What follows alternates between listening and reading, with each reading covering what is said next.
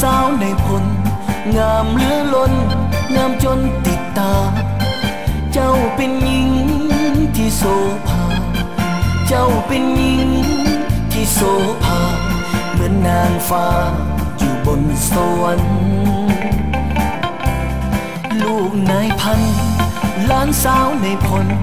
งามเหลือล้นสมคำกล่าวขานบ่มีหญิงได้เทียบทันบ่มีหญิงได้เทียบทันลูกนายพันสังงามจับใจคิดอยู่บ่เว้นวายอยากบอกขวัญใจว่าอายนี่ฮักอายนี่ฮักฮักน้องจริงยิ่งกว่าอื่นใดลูกนายพันหลานสาวในพลงามเหลือล้นงามจนติดใจ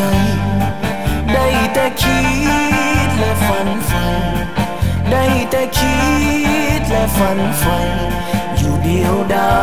พอเอื้อมบ่ถึ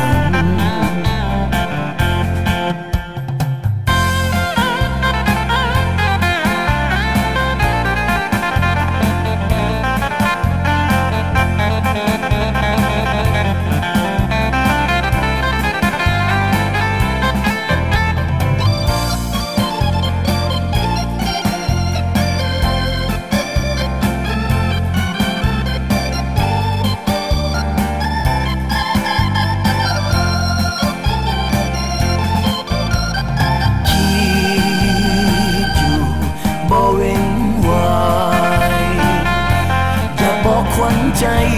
ว่าอายนี่ฮักอายนี่ฮักฮักน้องจริง